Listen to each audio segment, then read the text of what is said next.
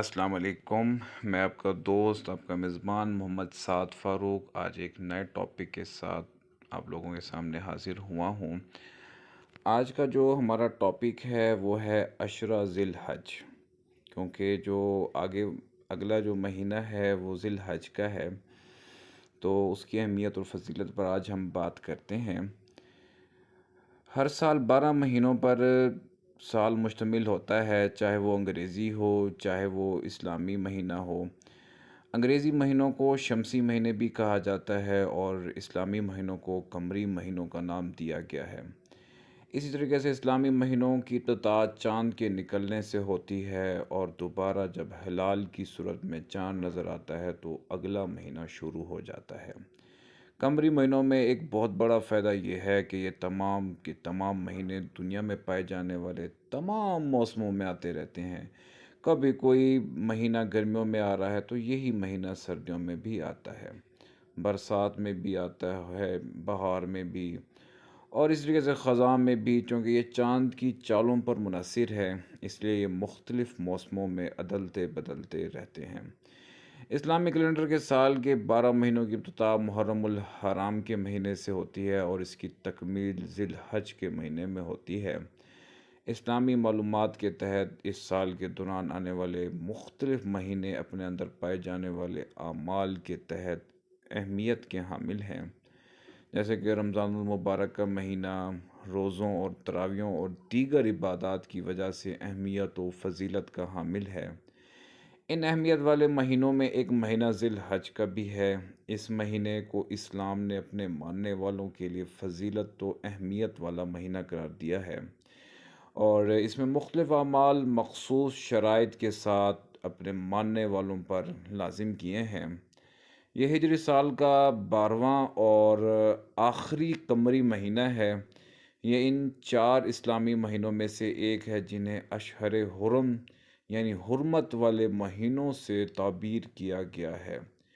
یہی مہینہ حج اور قربانی کا ہے۔ جہاں تک ذی الحج کے مہینے کا تعلق ہے، اس کے پہلے 10 روز ایسے ہیں کہ قرآن مقدس میں اللہ تعالیٰ نے اس کی 10 راتوں کی قسم کھائی ہے، اور اللہ پاک قرآن پاک میں فرماتے ہیں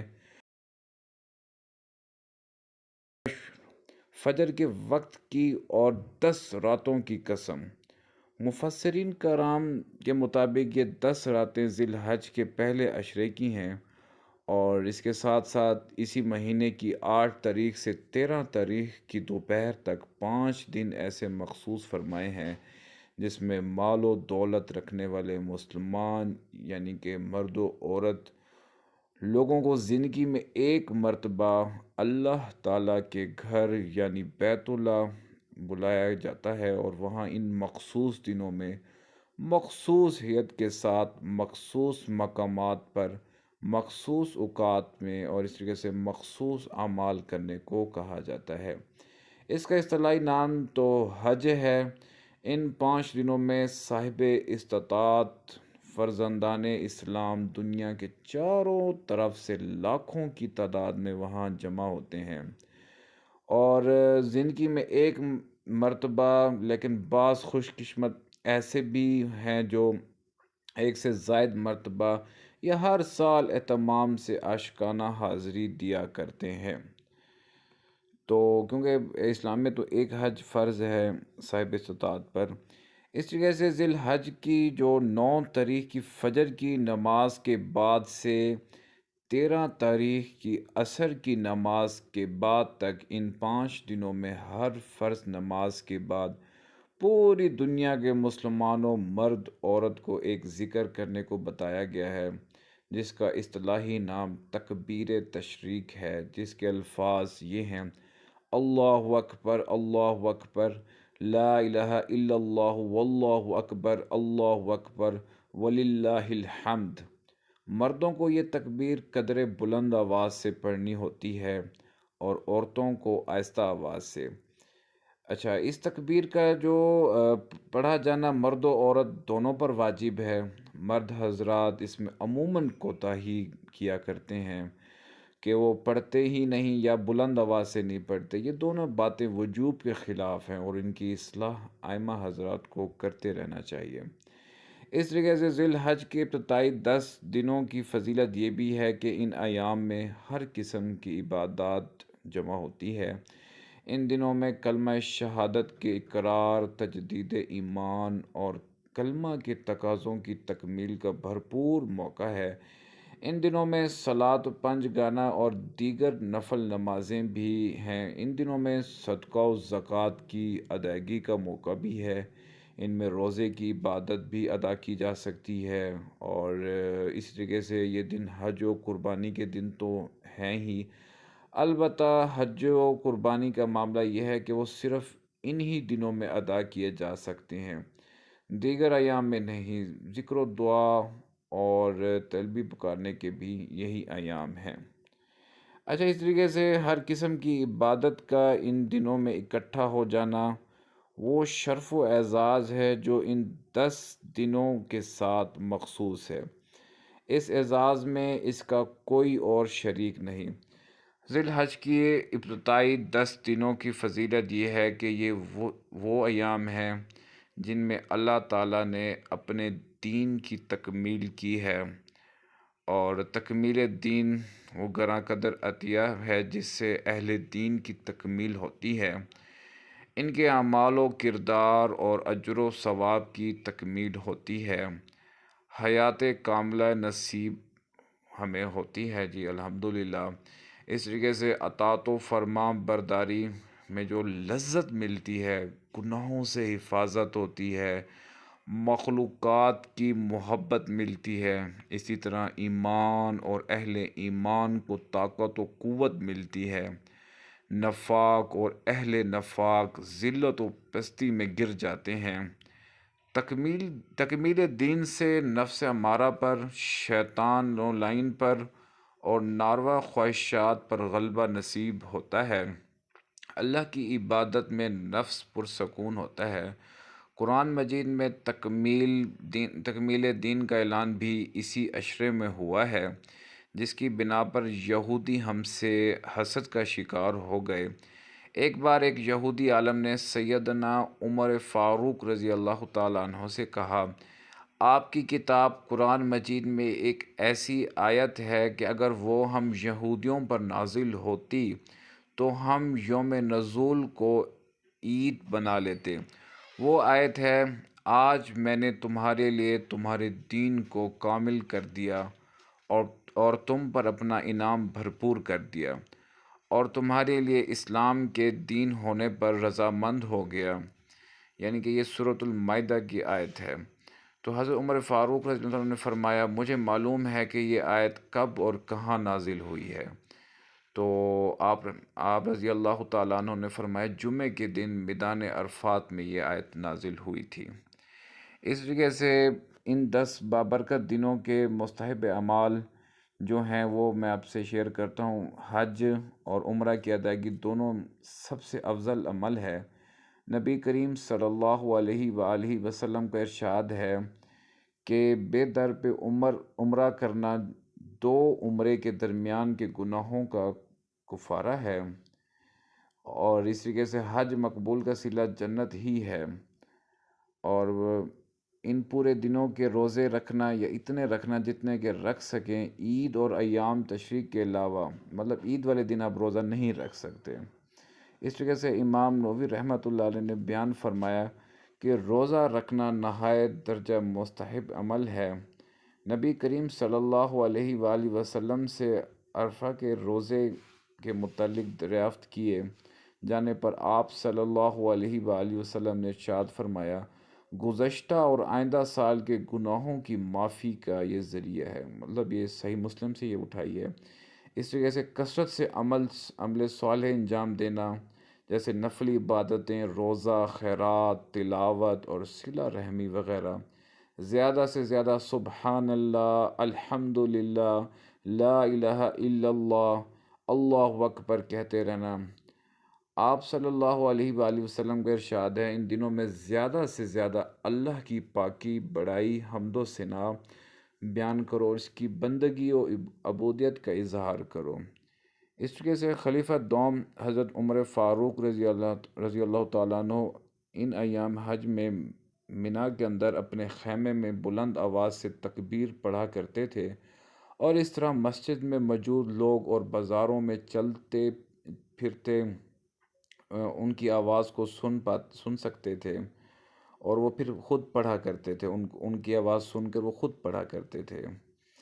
اس طریقے سے قربانی کی تیاری، رسول اللہ صلی اللہ علیہ وآلہ وسلم کا ارشاد ہے، جب تم ذی الحج کا چاند دیکھ لو اور جس کسی نے بھی قربانی کرنے کی نیت کی ہو تو پھر اسے اپنے بال کتروانے اور ناخن تراشنے سے وہ رک جائے۔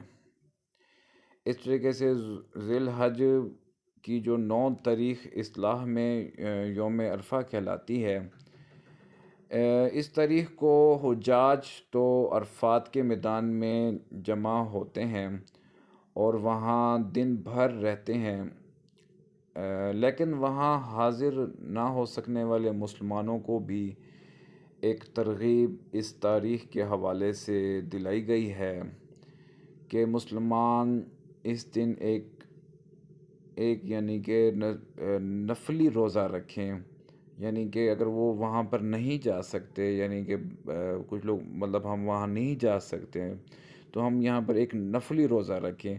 یہ انتہائی فضیلت والا روزہ ہوتا ہے۔ یہ واحد وہ نفلی روزہ ہے جس کے متعلق احادیث میں یہ بات آتی ہیں کہ اللہ تعالیٰ اس روزے دار کے پچھلے 1 سال کے اور اگلے 1 سال کے، یعنی کہ اگلے اور پچھلے دونوں سالوں کے صغیرہ گناہ کو معاف فرما دیتا ہے۔ اور اللہ تعالیٰ کی کتنی بڑی رحمت ہے کہ وہ اپنے گناہ گار، یعنی کہ جیسے ہم گناہ گار لوگ ہیں کہ گناہ بھی نہیں ہوتے، اور اس سے اگلے سال صادر ہونے والے گناہوں کو صادر ہونے سے پہلے ہی اللہ تعالیٰ معاف کر دیتے ہیں، اس کا فیصلہ ہو چکا ہوتا ہے۔ تو کتنی بڑی بات ہے، اللہ پاک کتنے اللہ پاک کتنا رحم کرتے ہیں ہم لوگوں پر، اور ہم لوگ گناہوں پہ گناہوں، جھوٹ، بہت ساری یعنی کہ ہمارے اندر برائیاں ہیں۔ تو اس وجہ سے ذی الحج کی جو 10 تاریخ کی صبح سے 12 تاریخ کے سورج کے غروب ہونے تک ایک اور اہم عبادت صاحب مال مسلمان مرد و عورت پر دنیا بھر میں اپنی جگہ پر جو رہتے ہیں لازم کی گئی ہے کہ اس کا اصطلاحی نام قربانی ہے، یعنی کہ یہ قربانی مخصوص جانوروں کے ان تاریخوں میں ذبح کیے جانے سے بھی ادا ہوتی ہے۔ تو اس کا مطلب یہ نہیں کہ تمام حلال جانور اس میں آئیں، کیونکہ حلال جانور تو بہت سارے ہیں، لیکن حلال جانوروں میں جو مخصوص ہیں نا وہ جانور آپ ذبح کر سکتے ہیں۔ اس طریقے سے قربانی کا کوئی اور نعم البدل نہیں ہے، یعنی کہ اس کی جگہ کوئی اور جو بدنی اور مالی عبادت نہیں کی جا سکتی۔ یہی جانور کا ذبح کرنا قربانی کے نام سے ان طریقوں میں مخصوص اور مقرر ہے، جیسے نماز کی جگہ روزہ نہیں رکھا جا سکتا، روزے کی ضرورت و زکوٰۃ سے جو مطلب پوری نہیں ہو سکتی نا، اس وجہ سے زکوٰۃ کی جو اہمیت حج سے کم نہیں ہے۔ ہر عبادت اپنی جگہ مستقل حیثیت و اہمیت رکھتی ہے، اسی طریقے سے یہ اور ان جیسے دوسرے نیک اعمال قربانی کے قائم مقام نہیں ہو سکتے۔ تو یہاں مخصوص جانوروں میں شرائط پورے کرنے والے جانوروں میں سے کسی ایک جانور کا ایک صاحب مال، یعنی کہ وہ مرد و عورت ہو، کی طرف سے ذبح کیا جانا لازمی ہے، یا پھر جن جانوروں میں شریعت نے 7 حصوں کی گنجائش رکھی ہے ان میں سے کسی ایک حصے کو قربانی کے لیے لازم کیا جائے یا اس کو لازم کرنا ضروری ہے۔ اس طریقے سے قربانی کے حوالے سے اس کے جو واجب ہونے کے لیے سب سے پہلی بنیادی بات یہ ہے کہ نبی اکرم صلی اللہ علیہ وآلہ وسلم نے یہ بات واضح طور پر ارشاد فرمائی کہ جو لوگ قربانی کی وسعت رکھتے ہیں اور قربانی نہیں کرتے تو وہ ہماری عید گاہوں میں، اللہ اکبر، وہ ہماری عید گاہوں میں بھی حاضر نہ ہوا کریں، اللہ اکبر۔ آج ہمارے بہت سارے ایسے دوست بھی ہیں جو قربانی نہیں کرتے، وہ کہتے ہیں یار ہے تو بڑا گوشت، ہمارے بچے بڑا گوشت نہیں کھاتے، ہم بڑا گوشت نہیں کھاتے، تو اب یہاں پر دیکھیں تو صحیح کہ وہ ہماری عید گاہوں میں نہ آئیں۔ اللہ اکبر! اللہ پاک ہم سب کو توفیق دے جی۔ اس وجہ سے دوسری بات یہ ہے کہ نبی اکرم صلی اللہ علیہ وآلہ وسلم کے اعمال میں بھی یہ بات ملتی ہے کہ آپ صلی اللہ علیہ وآلہ وسلم نے مدینہ منورہ کے 10 سالہ قیام میں ہر سال پابندی سے قربانی کا اہتمام فرمایا۔ ان دو قولی اور عملی باتوں سے امام ابو حنیفہ رحمۃ اللہ علیہ اور ان کے پیروکار قربانی کو وجوب یعنی کہ واجب کا درجہ دیا کرتے ہیں۔ دیگر ائمہ کے نزدیک قولی اعتبار سے تو یہ واجب نہیں بلکہ سنت موقدہ ہے، لیکن عملی اعتبار سے وہ حضرات عملی طور پر اسے وجوب کا ہی مقام دیتے ہیں۔ تو جتنے بھی ہمارے دوست اور ہم لوگ ہیں صاحب استطاعت ہیں، ہمیں چاہیے کہ ہم لوگ قربانی میں بڑھ چڑھ کر حصہ لیں۔ یہ ایک گوشت نہیں ہے، یہ کوئی عید نہیں ہے، یعنی کہ ہم کہیں گے یہ جی ایک گوشت کا تہوار ہے، ہم نے گوشت بانٹنا ہے، یا ہمارے بچے گوشت نہیں کھاتے، یا ہمارا خاندان بڑا گوشت۔ تو اللہ اکبر! ایسی جو چیزیں ہیں نا، یہ اپنے آپ مائنڈ سے نکال دیں۔ میں نے آپ کو تھوڑا سا بتانے کی کوشش کی ہے قربانی کی فضیلت و اہمیت وغیرہ، تو آپ اس چیز کو سمجھیں، ٹھیک ہے؟ تو اور کیونکہ یہ چیزیں ہوتی ہیں نا، یہ کوئی ایک ہمارے لیے کھیل نہیں ہے کہ بھی جو شریعت کی طرف سے جو چیزیں واجب ہیں ہم پر، وہ ہمیں لازمی کرنی ہوتی ہے۔ تو میری دعا ہے اللہ پاک سے کہ اللہ پاک ہمیں توفیق دے، اور ان جو 10 ایام ہیں، ان 10 ایام میں ہمیں عبادت کرنے کی توفیق عطا فرمائے۔ اللہ پاک ہمیں گناہوں سے بچائے، مطلب جتنے بھی ہمارے صغیرہ کبیرہ گناہ ہیں، دعا ہے اللہ پاک سے کہ اللہ پاک ہمارے گناہوں کو معاف فرمائے۔ آمین ثم آمین۔